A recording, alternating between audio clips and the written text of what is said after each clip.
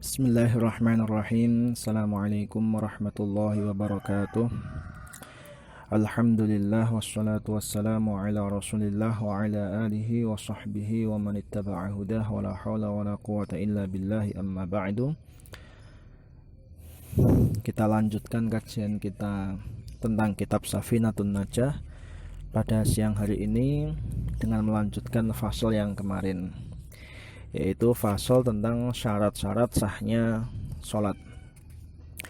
Sebelum kita masuk lebih jauh, mari kita buka kajian kita pada siang hari ini dengan bacaan Ummul Kitab. Kita hadiahkan kepada muallif hadzal kitab, yaitu Syekh Salim bin Abdullah bin Samir Al-Hadrami. Juga kepada guru-guru kita, kepada orang tua kita, semoga ilmu yang kita kaji ini bermanfaat, diberkahi oleh Allah Subhanahu wa taala dan menjadi jariah bagi kita semua, jadi tuntunan bagi kita semua nanti dalam melakukan ibadah kita, terlebih lagi pada bulan Ramadan ini. Ala kulli niyatin salihah wa li kulli hadhihi an-nawaya wa ila arwahihim jami'an, arwahi shaykhina Maimun Zubair wa jami'i masyayikhina wa ila arwahi ajdadina wa jaddadina wa abaina wa ummahatina. Al-Fatihah. أعوذ بالله من الشيطان الرجيم. بسم الله الرحمن الرحيم. الحمد لله رب العالمين الرحمن الرحيم مالك يوم الدين. إياك نعبد وإياك نستعين اهدنا الصراط المستقيم صراط الذين أنعمت عليهم غير المغضوب عليهم ولا الضالين آمين. Bismillahirrahmanirrahim. Qala al-musannif rahimahullahu ta'ala wa nafa'ana bihi wa bi'ulumihi fid dharain amin. Bismillahirrahmanirrahim. Wa dukhulul waqti, lan mlebune waktu. Jadi syarat sahnya salat nomor 5 itu adalah masuknya waktu, yaitu mengetahui bahwasanya waktu sholat itu sudah masuk.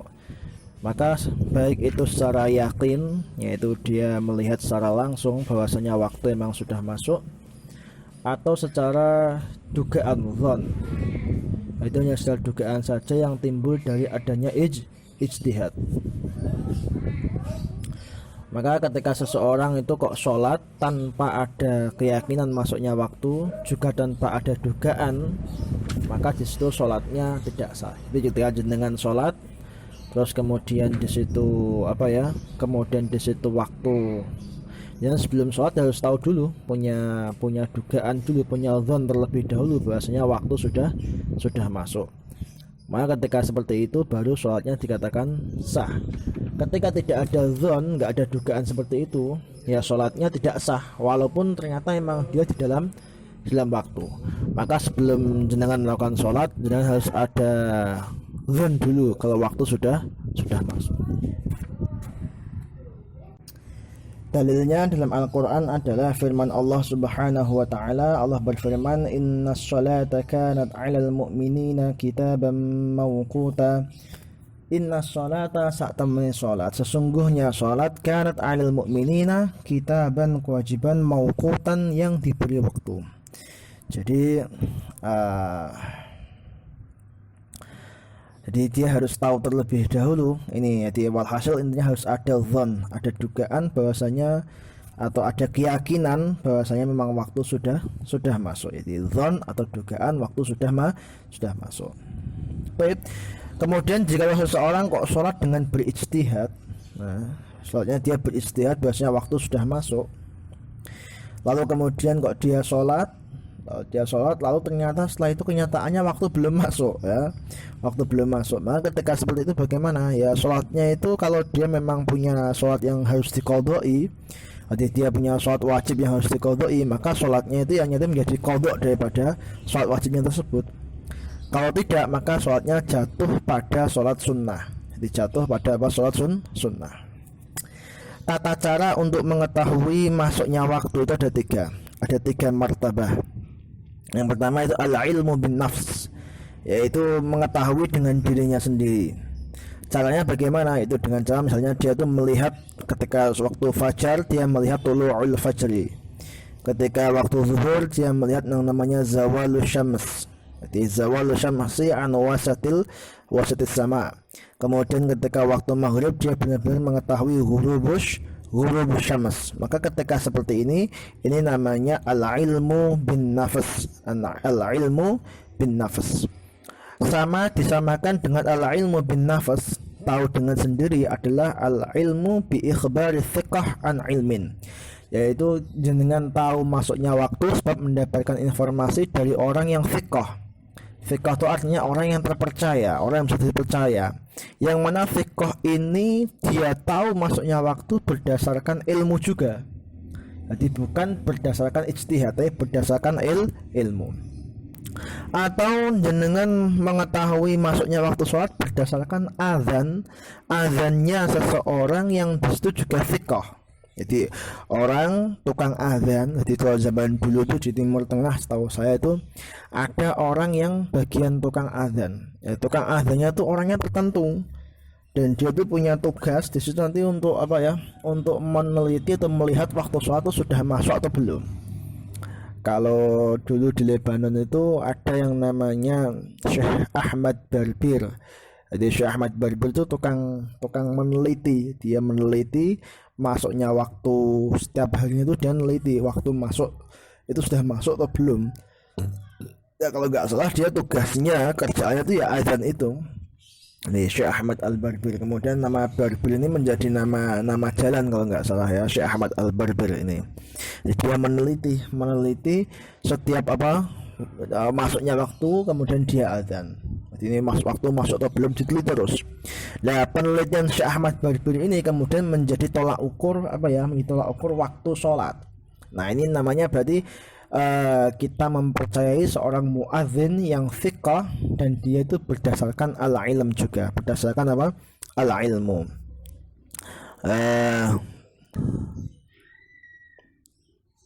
Berbeda jika dia itu azan hanya berdasarkan ijtihad saja, maka di situ tidak dibenarkan untuk kita ikuti. Jadi yang berhasil di situ adalah azannya itu dikatakan masuk kategori al-ilmu bin nafs, itu adalah ketika itu berdasarkan berdasarkan ilmu dengan sendirinya. Di muadzin yang fiqh yang berdasarkan ilmu.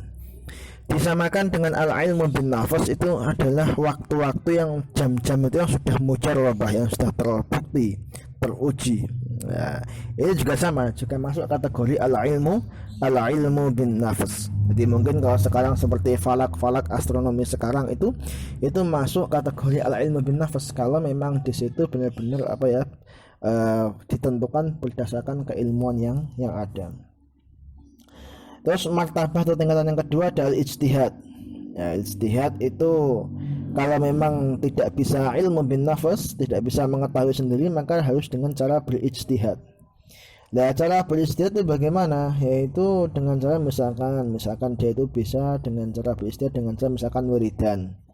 Kalau zaman dulu dia meneliti, biasanya kalau saya membaca wirid misalnya subhanallah 1000 kali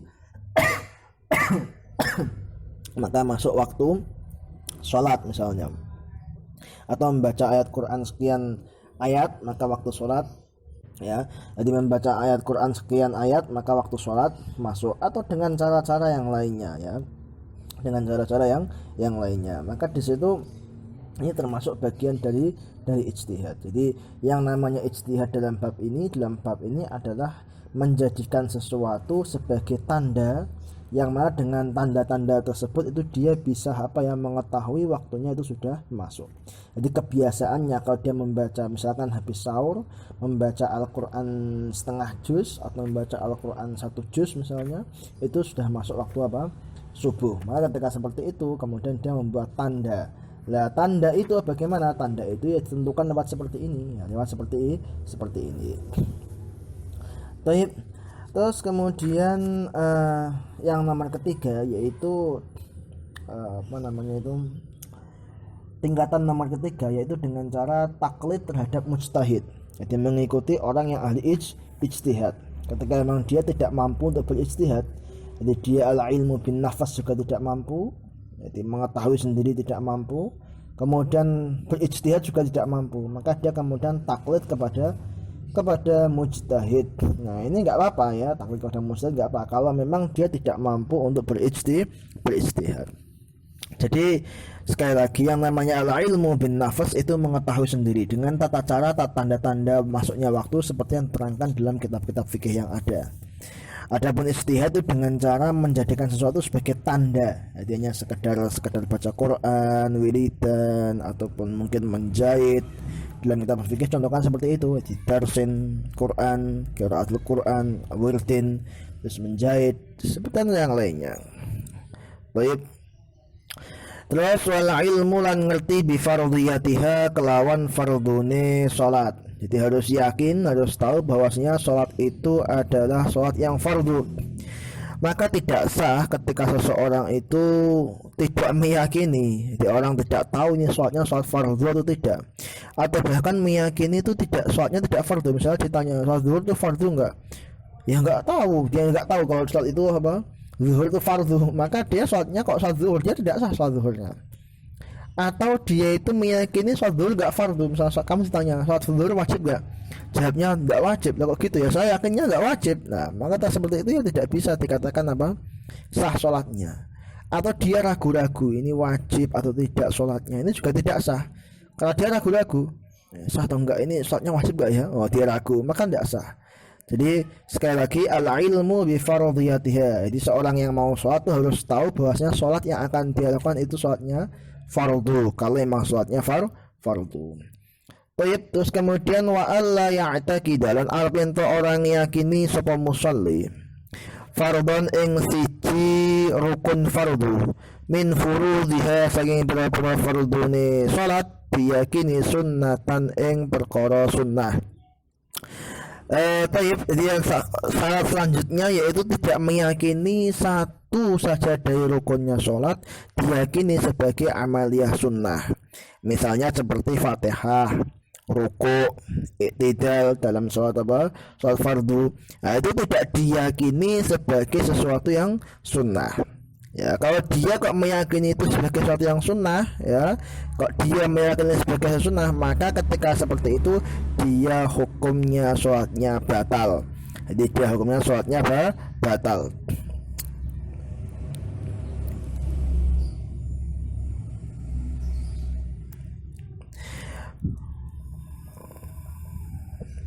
Berbeda jika misalnya dia itu meyakini atau dia tuh ngertinya, dia yakinnya, dia taunya bahwasanya semua yang dilakukan dalam sholat itu fardu semua. Dia nggak bisa membedakan mana yang fardu, mana yang sunnah, pokoknya semua fardu. Atau dia tahu sebagian itu ada yang sunnah dan sebagian ada yang fardu, tapi dia tidak ada tujuan terhadap satu fardu tertentu, tidak menentukan oh fardu ini sunnah, enggak seperti itu. Pokoknya dia tahunya ya ada yang fardu, ada yang sunnah, cuman mana yang fardu, mana yang sunnah dia enggak tahu. Nah seperti itu bagaimana? Ya udah, itu tidak berbahaya, tidak apa-apa, karena artinya itu tidak meyakini satu fardu diyakini sebagai sunnah. Terus juga menurut Ibnu Hajar, bagi orang alim maupun orang awam, ketika dia tidak menentukan atau dia tidak tahu mana yang fardu dan mana yang sunnah dalam sebuah ibadah sholat, itu tidak apa-apa menurut Ibnu Hajar. Tapi menurut Imam Romli, kalau orang awam dia tidak bisa membedakan antara furudus sholah dan sunanus sholah, itu nggak apa-apa. Tapi kalau orang alim itu harus bisa membedakan mana yang furudus sholah dan mana yang sunanus sholah. Dan yang dimaksud dengan alim di sini itu adalah orang yang belajar fikih, yang mana dalam satu waktu tertentu umumnya dia itu sudah mampu untuk membedakan mana yang sunnah dan mana yang fardu. Dia belajar fikih, dia pelajar fikih dan dia tahu mana yang fardu, mana yang rukun.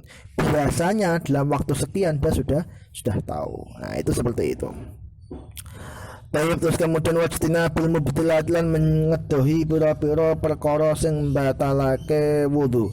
Jadi kemudian menjauhi segala hal yang membatalkan sholat, membatalkan sholat. Nanti insya Allah di belakang akan dibahas secara lebih perinci lagi apa-apa saja yang membatalkan sholat. Baik, kemudian ada syarat wajibnya sholat itu ada 6. Jadi syarat wajibnya sholat itu ada 6. Kalau tadi dibahas itu adalah syarat sahnya sholat, maka di sini syarat wajibnya sholat itu ada 6. Yang pertama adalah al-Islam. Jadi kalau orang yang tidak Islam ya tidak wajib sholat, dia tidak Islam, jadi kafir asli, ya udah nggak wajib sholat. Di dunia ini dia tidak dituntut untuk apa, sholat.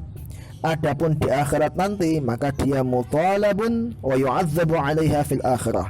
Maka dia akan disiksa di akhirat nanti. Ya, dia akan disiksa di akhirat nanti. Jadi ini pendapat yang kuat dalam usul fikih Syafi'i seperti disebutkan dalam Syarah Waraqat, Hasyah Nafahat dan yang lainnya, itu mengatakan bahwasanya orang-orang yang non muslim al-kafirul asli itu fil akhirah itu akan yu'adzabu, akan disiksa karena dia itu tarku furu'is syariah. Jadi dia meninggalkan cabang-cabang syariat. Sebagaimana dia akan disiksa ini sebagai tambahan atas siksa kekufurannya dia. Jadi di akhirat, tapi untuk urusan duniawi itu urusan lain lagi, urusan duniawi lain lagi.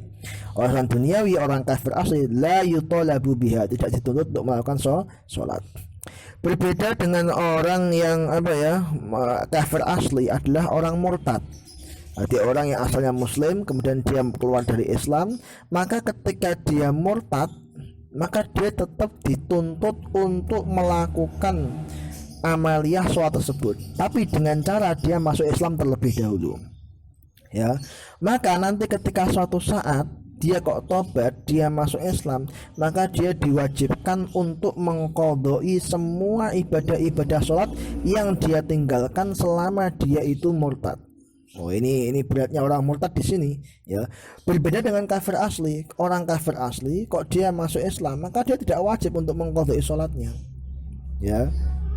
Di dalam Al-Quran dikatakan iyantahu yughfar lahum ma qad salaf. Ketika mereka mau berhenti, iyantahu yughfar lahum ma qad salaf, maka akan diampuni dari mereka apa-apa saja dosa-dosa yang telah mereka lakukan terlebih dahulu.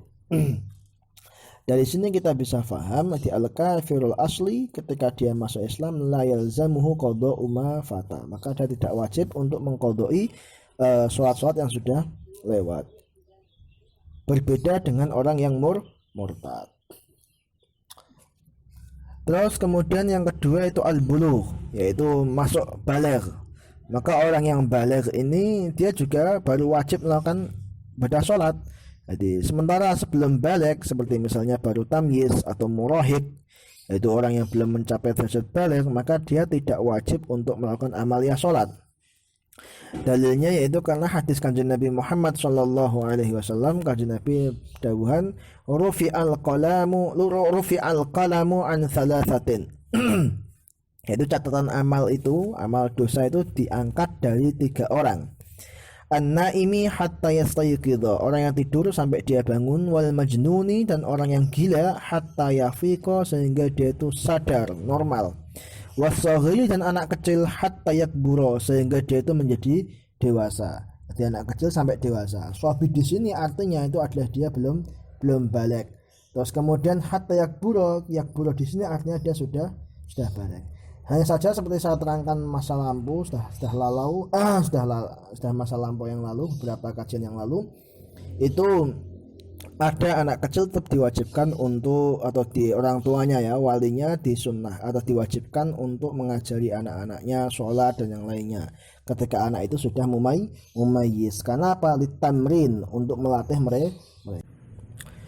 Kemudian syarat selanjutnya al-aqlu, yaitu berakal. Maka sholat itu tidak wajib bagi orang gila. Ya, sholat tidak wajib bagi orang gila, orang yang mabuk. Ya, orang yang mabuk, selama mabuknya itu bukan karena karena kezaliman. Jadi orang yang mabuk itu dia tidak apa-apa. Jadi dia tidak sholat, dia tidak wajib memang karena dia nggak punya akal. Atau orang ayan, orang pingsan juga sama, dia nggak wajib karena akalnya hilang. Kemudian syarat nomor 4 an-naqa'u 'anil haidhi wan nifas, yaitu suci dari haid dan nifas.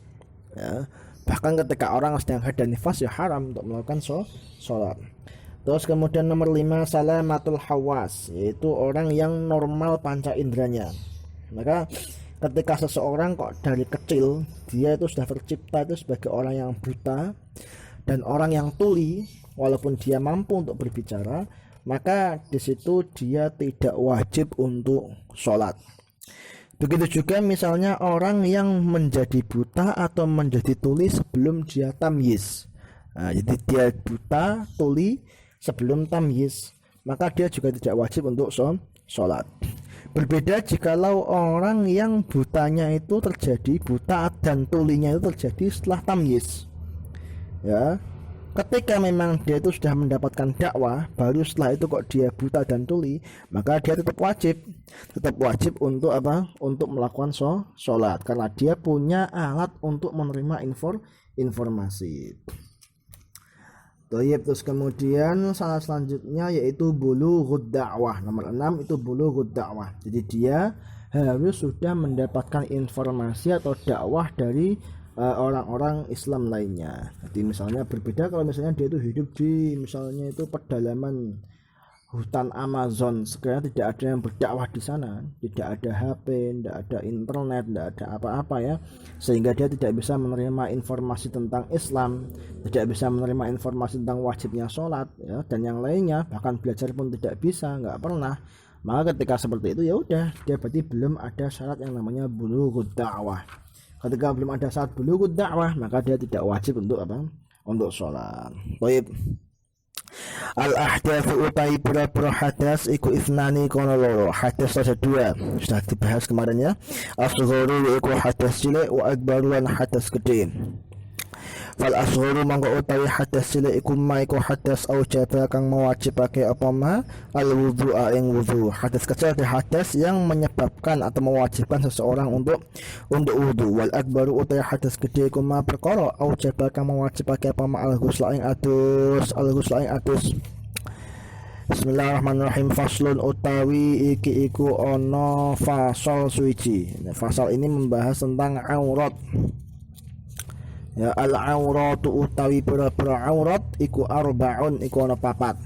Jadi pasal selanjutnya ini merupakan satu pembahasan yang sangat penting, oleh karenanya musannaf membuat satu fasal khusus membahas tentang yang namanya aurat ini, karena sangat pentingnya masalah aurat ini dalam kehidupan setiap orang muslim. Jadi aurat itu ada 4. Apa itu aurat?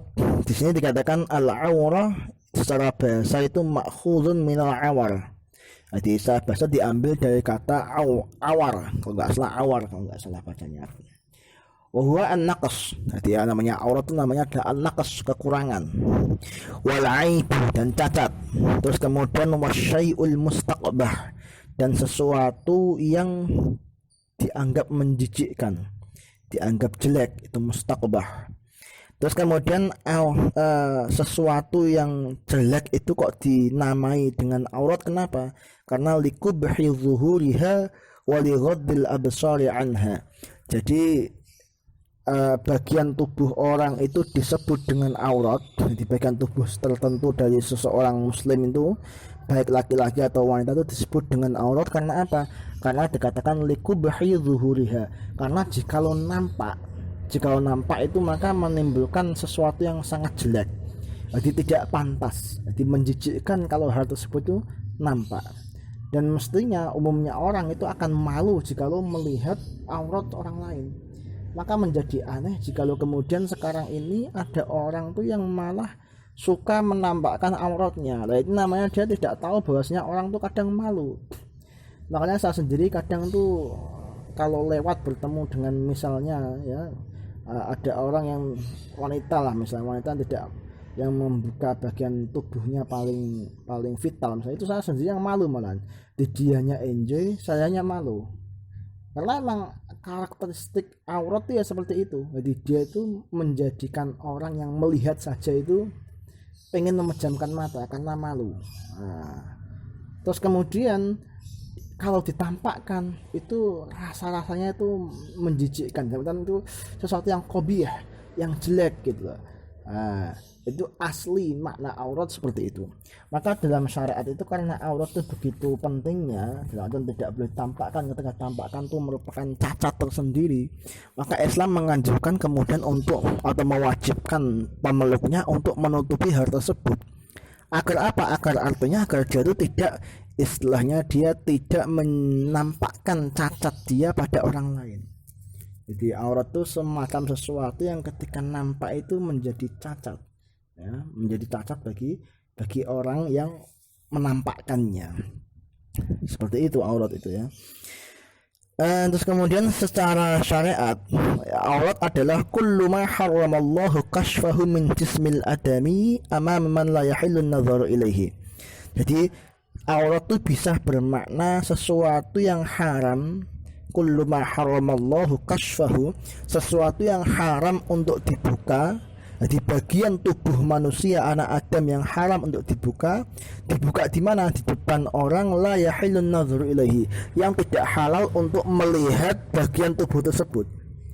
Jadi aurat itu adalah bagian tubuh tertentu dari seorang anak Adam yang haram untuk dibuka di depan orang lain, yang mana orang lain itu tidak halal untuk melihat bagian tubuh itu. Itu namanya aurat. Ada juga aurat itu diartikan adalah alama yajibu satruhu fi shalah, itu sesuatu yang wajib untuk ditutupi dalam sholat dan haram untuk dilihat, ya. Aurat juga bisa dikatakan segala sesuatu yang manusia itu ingin menutupinya karena malu. Jadi ma yasturuhul insan hayaan, itu sesuatu yang ingin ditutupi oleh manusia hayaan karena dia itu malu. Itu yang namanya aurat. Maka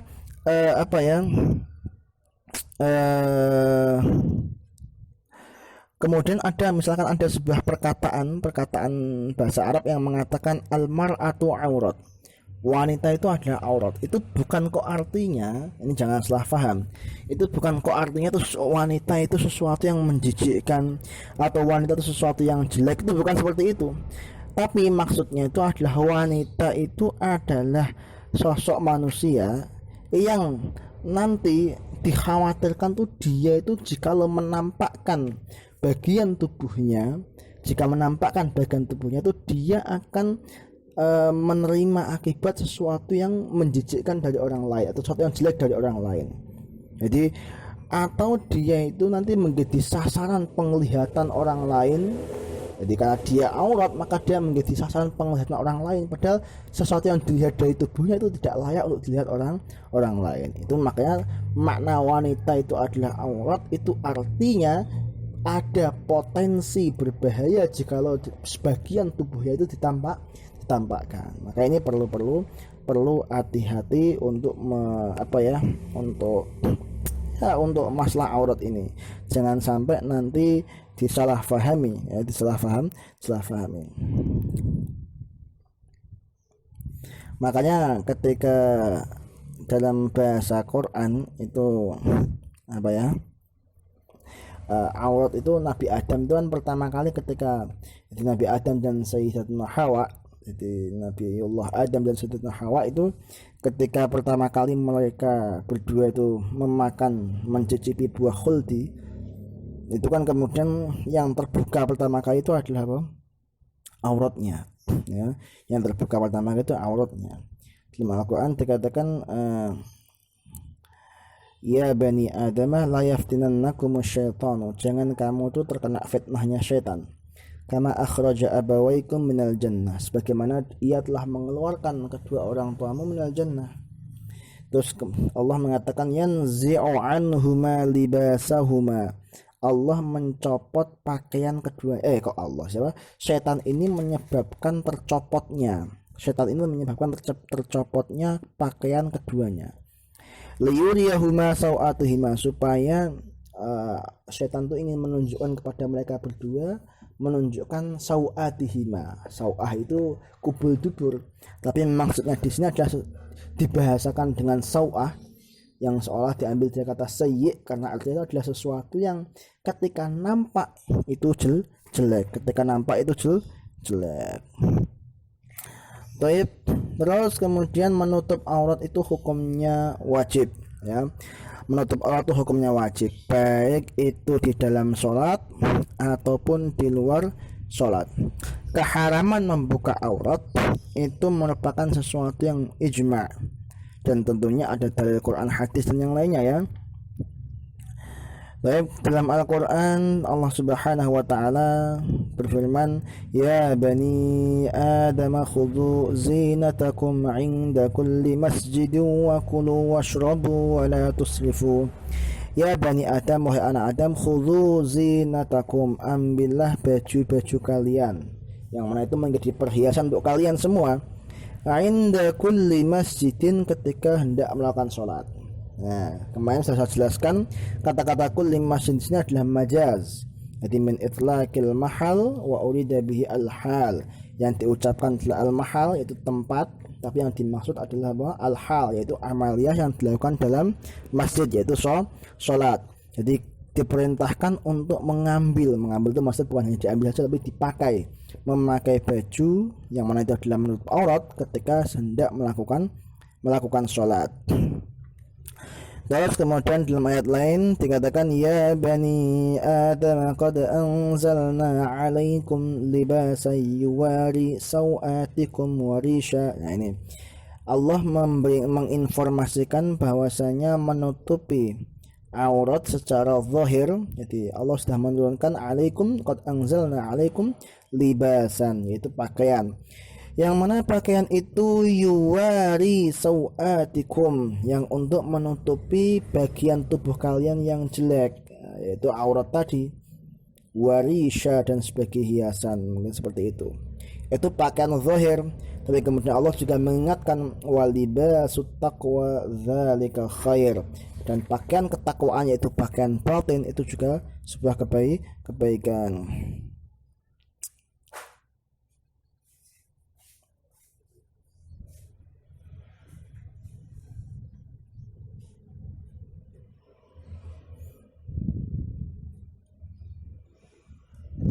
Terus kemudian dulu orang-orang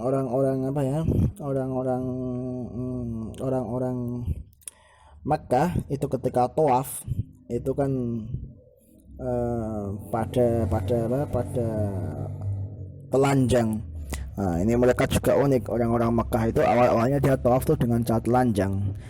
Jadi mereka tidak memakai baju sama sekali karena mereka punya dugaan bahasanya baju-baju yang dipakai selama ini itu dilakukan atau digunakan untuk melakukan maksiat, ya. Jadi digunakan untuk melakukan maksiat, maka ketika ibadah tidak layak memakai baju-baju yang yang digunakan untuk melakukan maksiat. Ketika mereka diingatkan, maka mereka mengatakan, oh dulu itu tradisi kami seperti ini, tradisi bapak-bapak kami seperti itu, ya. Maka dalam Al-Quran dikatakan, wa idza fa'alu fahishatan qalu wajadna 'alaiha aba'ana.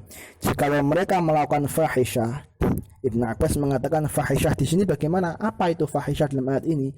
Ibnu Abbas mengatakan fahisyah dalam ayat ini artinya adalah tawaf dengan telanjang. Ya. Mereka mengatakan qalu wajadna 'alaiha aba'ana. Bikinlah bapak-bapak kami terlebih dulu seperti ini, ya. Padahal kanjeng Nabi Muhammad SAW sudah memerintahkan jangan seperti itu, ya, jangan seperti itu. Baik, kemudian kanjeng Nabi Muhammad SAW juga sudah dawuh dalam sebuah hadis yang diriwayatkan oleh Muslim. Beliau dawuhan, la yanzurur rajulu ila auratir rajuli wa la tanzurul mar'atu ila auratil mar'ati. Jangan sampai seseorang laki-laki itu melihat auratnya laki-laki, dan juga jangan sampai di situ seorang perempuan melihat auratnya perempuan. Jadi di sini Rasulullah melarang, jadi laki-laki melihat auratnya laki-laki nggak boleh, apalagi laki-laki melihat auratnya perempuan, ya, apalagi laki-laki melihat auratnya perempuan, ataupun sebaliknya, ya, itu tidak boleh.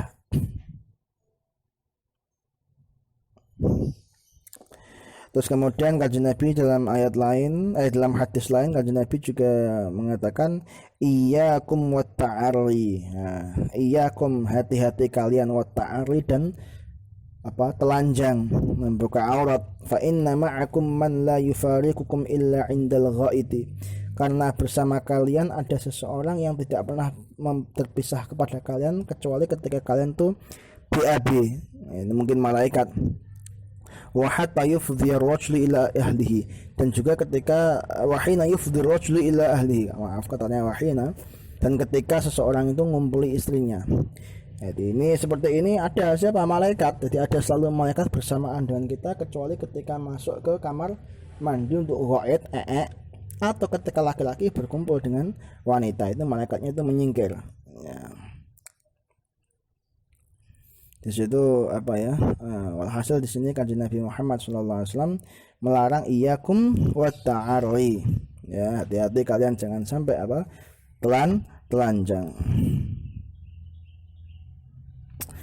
Pernah dalam hadis lain kanjeng Nabi itu kanjeng Nabi pernah suatu hari beliau itu melihat ya ada seseorang tukang gembala, yang mana penggembala kambing ini, penggembala onta ini dia itu sebagai seseorang yang apa ya bekerja ngurusi onta zakat. Jadi kalau zaman dulu tuh ada onta dizakatkan ontanya satu gitu, atau mungkin kambing satu gitu, ada onta 5 zakatnya kambing satu disetorkan kepada negara. Kemudian nanti pihak negara yaitu kanjeng Nabi Muhammad kemudian mengangkat seorang tukang tukang angon, jadi sebagai tukang angon untuk menggembala kambing tersebut ya. Nah suatu hari ada satu penggembala ini malah dia itu mencopot baju-bajunya atau telanjang mungkin ya, telanjang. Kemudian kanjeng Nabi dawuhan la ya'malu lana man la haya'alah, tidak boleh bekerja kepada kami orang yang tidak punya rasa malu, karena dia itu membuka auratnya gitu ya. Suatu hari juga kanjeng Nabi Muhammad SAW pernah dawuhan kepada siapa ini ya, kepada Hakim kalau nggak salah, satu sahabat. Itu berdawuhan ihfad aurataka, jagalah auratmu, illa min zaujatik, kecuali dari istrimu, aw ma malakat yaminuk, atau dari budak perempuanmu. Qultu ya Rasulullah, lalu dia bertanya, ya Rasulullah, wahai Rasulullah, farwajulu yakunu ma'ar rajul, bagaimana kalau laki-laki dengan laki-laki? Kata Nabi dawuhan, qala in istata'ta an la yaraha ahadun faf'al, kalau kamu mampu maka jangan sampai dilihat oleh siapapun. Kalau kamu mampu untuk seperti itu, faf'al, lakukan ya. Lalu dia bertanya lagi, ar-rajul yakunu khaliyan ya Rasulullah, bagaimana kalau dia itu sendirian? Ar-rajul yakunu khaliyan ya Rasulullah. Maka qala dawu Rasulullah, fallahu ahaqu aw yastahya minhu, maka Allah itu lebih berhak untuk kita malu kepada dia. Dan masih banyak lagi ya tentang masalah aurat, hadis-hadisnya banyak sekali. Baik.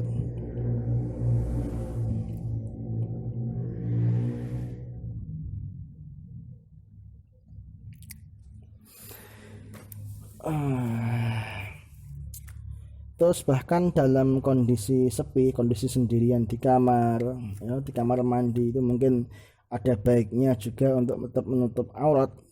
Kenapa seperti itu? Karena di sini dikatakan bahwasanya faedahnya seseorang menutup aurat walaupun itu di kamar yang sepi ya, sendirian itu, dan walaupun Allah tentunya tetap melihat, walaupun dia itu membuka aurat atau menutup aurat sama saja bagi Allah, tidak ada yang samar. Itu tujuannya adalah untuk membedakan mana orang yang di situ muta'addib, jadi menjaga adab ma Allah Subhanahu wa taala fi halil khalwah, ketika dia dalam kondisi sepi, dan mana orang yang di situ tidak muta'addib, meninggalkan adab kepada Allah Subhanahu wa taala, itu tarkul adab ma Allah Subhanahu wa taala. Jadi seperti itu, jadi untuk membedakan dua hal tersebut. Taib.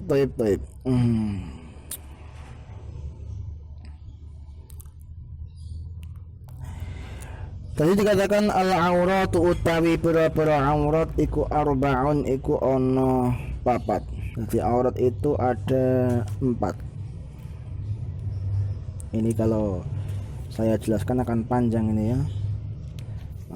Taib, penjelasan tentang aurat insyaallah kita lanjutkan besok lagi ya, nggak apa-apa ya, karena ini terlalu panjang nanti.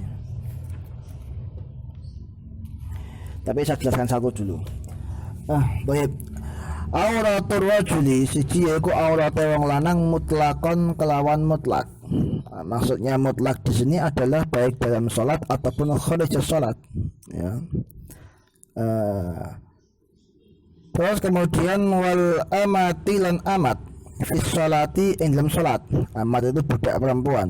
Jadi budak perempuan auratnya ketika dia dalam sholat.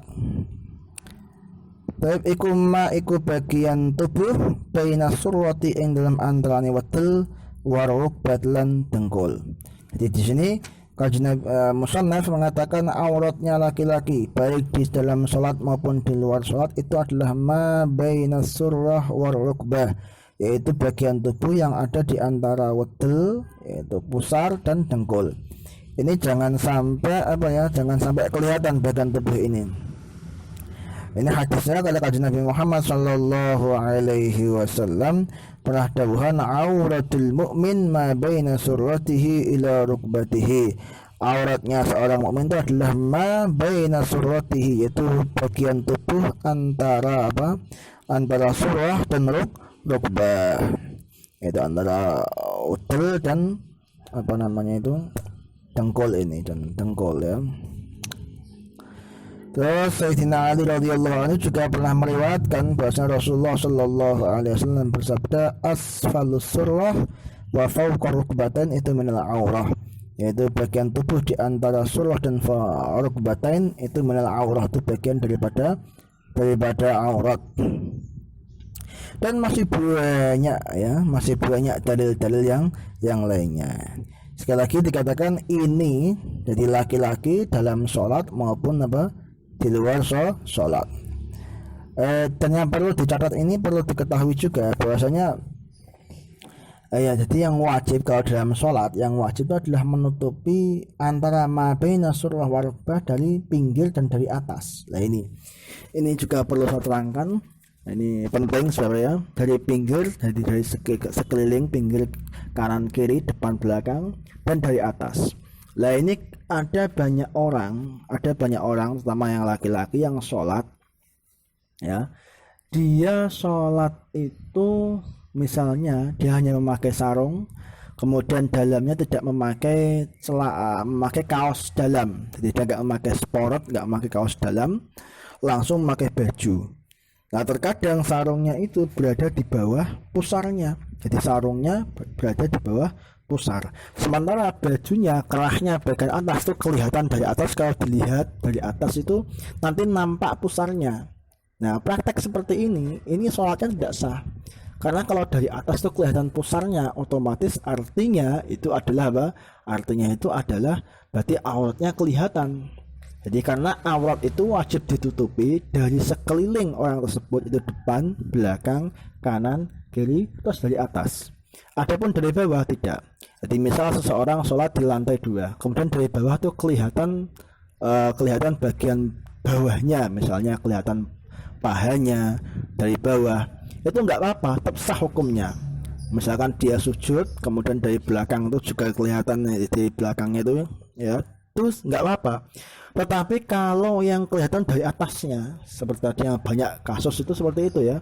Jadi orang sholat tidak memakai kaos dalam, kemudian dia memakai baju langsung, dari atas itu nampak kelihatan. Kalau dilongok dari atas nampak kelihatan langsung menuju ke perut, dan perutnya kelihatan. Nah ini hukumnya sholatnya tidak sah.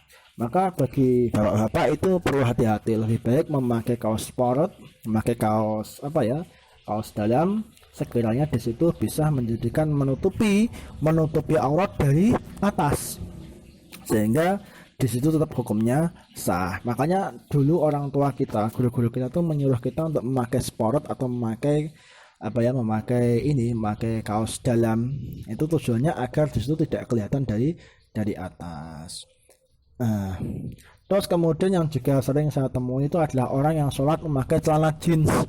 Wah itu kadang soalnya itu sudah kelihatan dari belakangnya, dari pantatnya tuh kelihatan. Wah ini kelihatan dari pantatnya. Nah ketika seperti ini juga hati-hati, ini bisa menjadikan di situ auratnya kelihatan dan sholatnya tidak.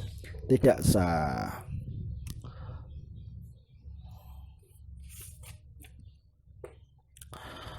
Baik, sampai sini dulu awatul khurati, kita lanjutkan besok karena ini sudah lumayan. Insyaallah besok kita lanjutkan dengan lebih detail lagi. Kita tutup kajian kali ini dengan bacaan kafaratul majlis, semoga bermanfaat. Subhanakallahumma bihamdika asyhadu an la ilaha illa anta astaghfiruka wa atubu ilaik. Assalamualaikum warahmatullahi wabarakatuh.